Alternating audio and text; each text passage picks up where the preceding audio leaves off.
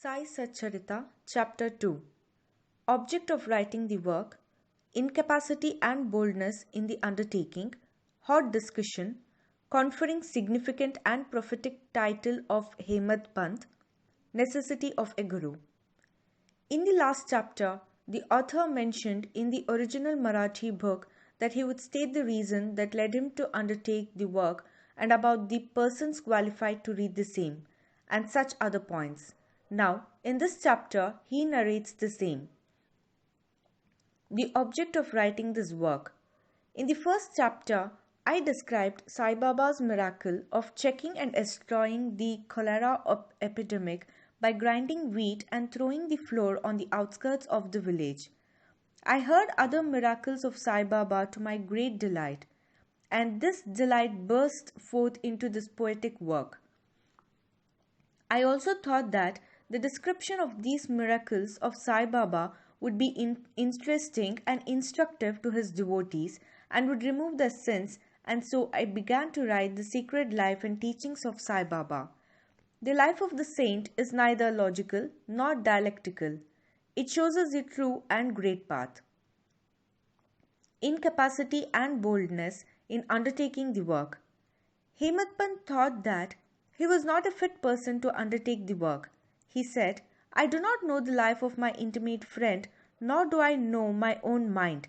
Then how can I write the life of a saint or describe the nature of incarnations, which even the Vedas were unable to do? One must be a saint himself before he could know other saints.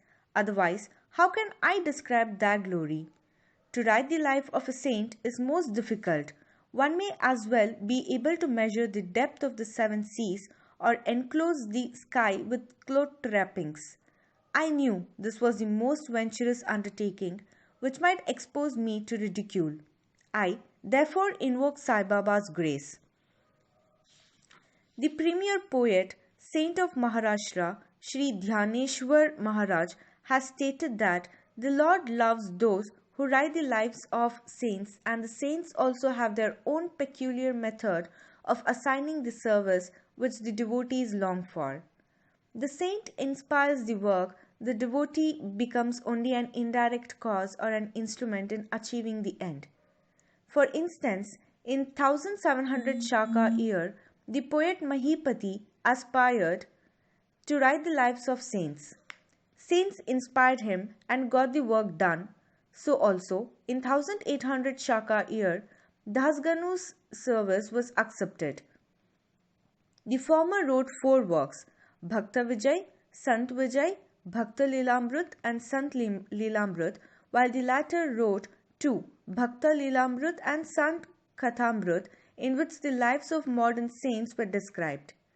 In chapters 31, 32, 33 of Bhakta Lilamrut and in chapter 57 of Sat Kathamrut, the life and teachings of Sai Baba are very well depicted. These have been separately published in Sai Leela magazine number 11 and 12, volume 17. The readers are advised to read these chapters. So also, Sai Baba's wonderful Leelas are described by Mrs. Savitribai Raghunath Tendulkar of Bandra in a small book named Shri Sainath Bhajanmala.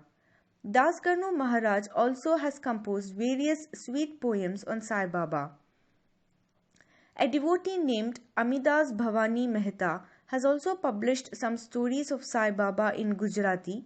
Some numbers of Sainath Prabha, a magazine published by Dakshina Bhiksha Sanstha of Shirdi, are also published. Then, the question of objection comes in that while so many works regarding Sai Baba are extant, why should this Satcharita be written, and where is its necessity? The answer is plain and simple. The life of Sai Baba is as wide and deep as the infinite ocean, and all can dive deep into the same and take out precious gems and distribute them among the aspiring people. The stories, parables and teachings of Sai Baba are very wonderful. They will give peace and happiness to the people who are afflicted with sorrows and heavily loaded with miseries of this worldly existence, and also bestow knowledge and wisdom both in worldly and in spiritual domains. If these teachings of Sai Baba, which are as interesting and instructive as the Vedic lore, are listened to and meditated upon, the devotees will get what they long for, that is, union with Brahma, mastery in Eightfold Yoga, bliss of meditation, etc. So, I thought that I should collect these stories together. That would be my best upasana. This collection would be most delightful to those simple souls whose eyes were not blessed with Sai Baba's darshan. So, I set about collecting Sai Baba's teachings and expressions, the outcome of his boundless self realization. It was Sai Baba who inspired me in this matter. In fact, I surrendered my ego at his feet and thought that my path was clear and that he would make me quite happy here and in the next world. I could not myself ask Sai Baba to give me permission for this work. So I requested Mr. Madhavrao Deshpande, alias Shama, Baba's most intimate devotee, to speak to him for me. He pleaded my cause and said to Sai Baba, "This Anna Sahib wishes to write your biography. Don't say that you are a poor fakir, and there is no necessity to write it. But if you agree and help him, he will write, or rather, your grace will accomplish the work. Without your consent and blessing, nothing can be done successfully." When Sai Baba heard this request, he was moved and blessed me by giving me his udi and placing his boon bestowing hand on my head and said, "Let him make a collection of stories and experiences. Keep notes and memos. I will help him. He is only an outward instrument. I should write my own autobiography myself and satisfy the wishes of my devotees. He should get rid of his ego, surrender it at my feet. He who acts like this in life, him I help the most. What of my life stories? I serve him in his house in all possible ways. When his ego is completely annihilated and there is left no trace of it, I myself shall enter into him and shall myself write down my stories. Hearing my stories and teachings will create faith in devotees' hearts, and they will easily get self-realization and bliss.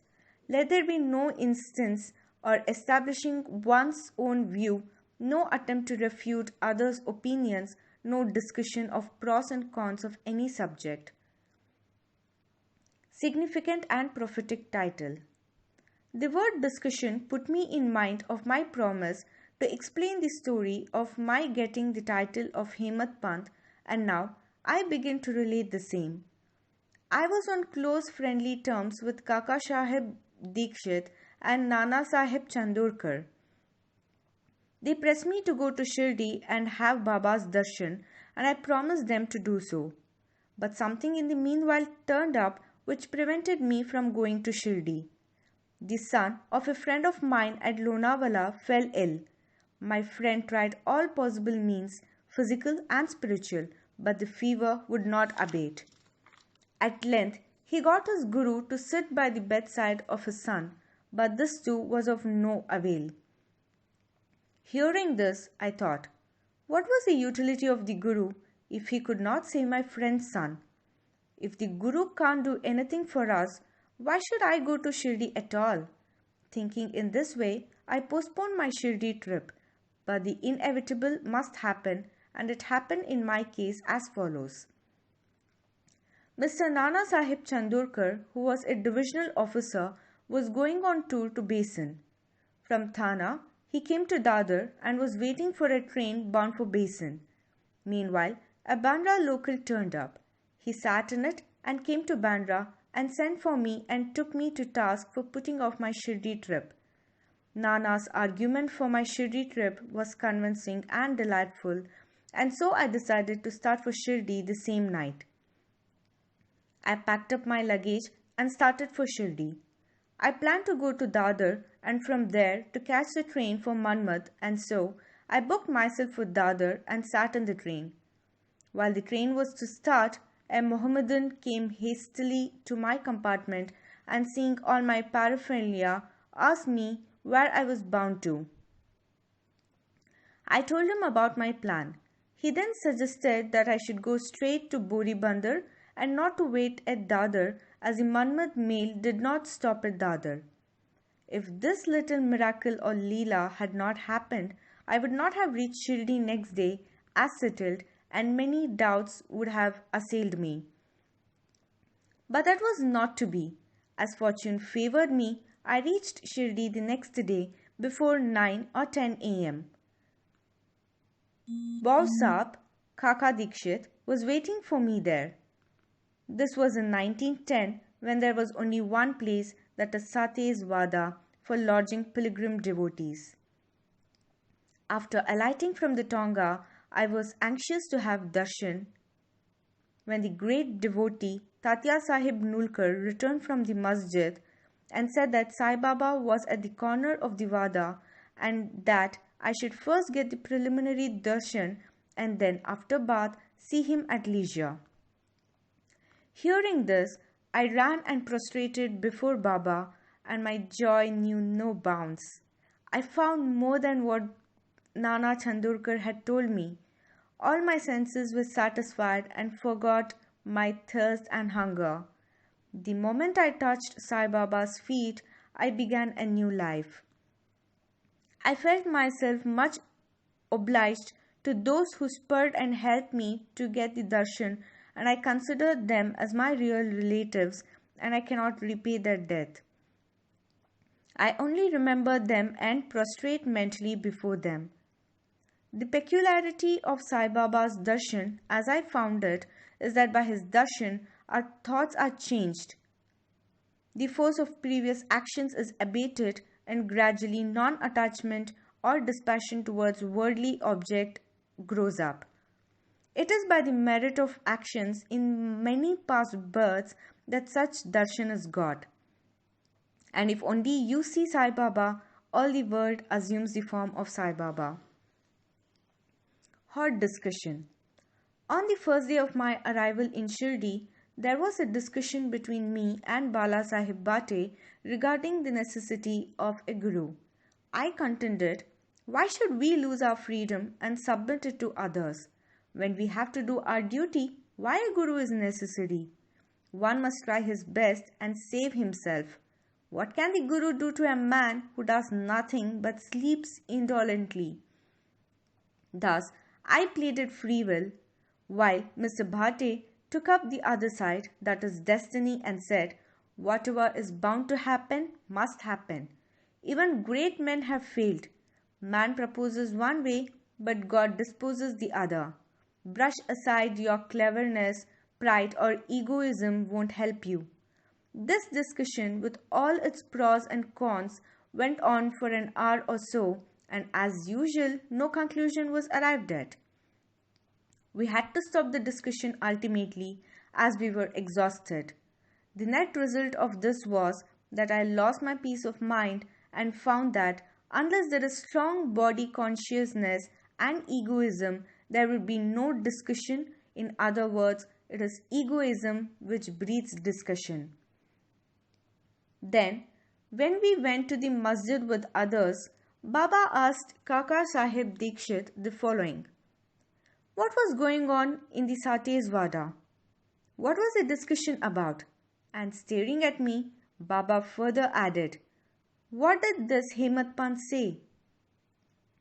Hearing these words, I was much surprised. The masjid was at a considerable distance from Sate Wada, where I was staying and where the discussion was going on.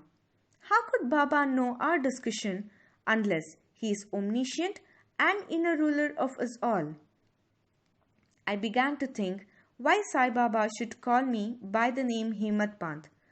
This word is a distorted form of Hemadri Pant.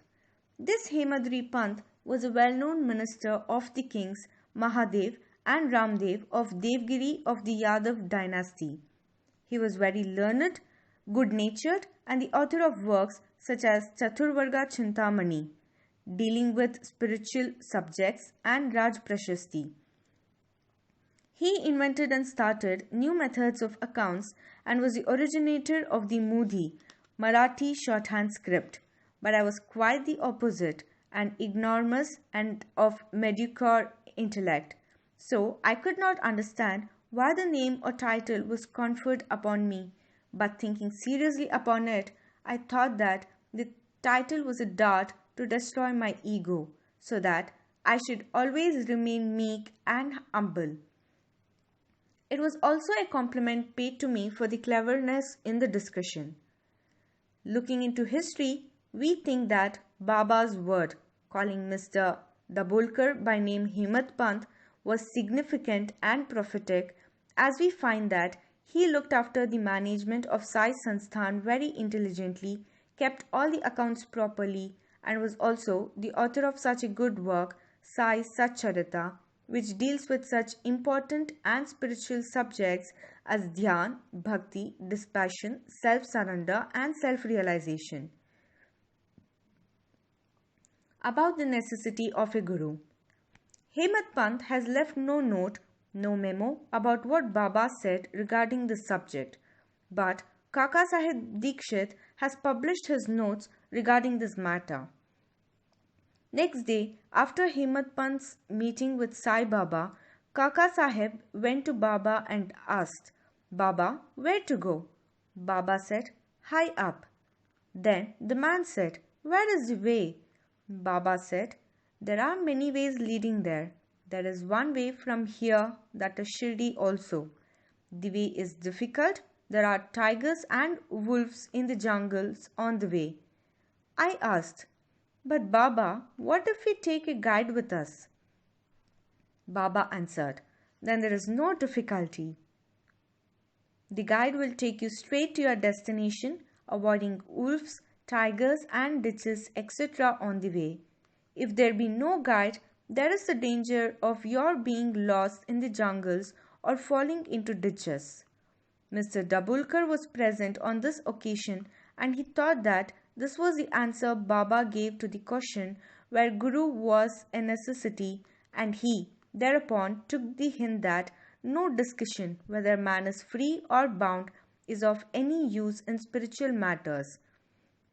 But on the contrary, real Paramatma is possible only as a result of the teachings of the Guru, as is illustrated in this chapter of the original work in the instances of great avatars like Ram and Krishna who had to submit themselves to their gurus Vashishta and Sandipani respectively for getting self-realization, and that the only virtues necessary for such progress are faith and patience.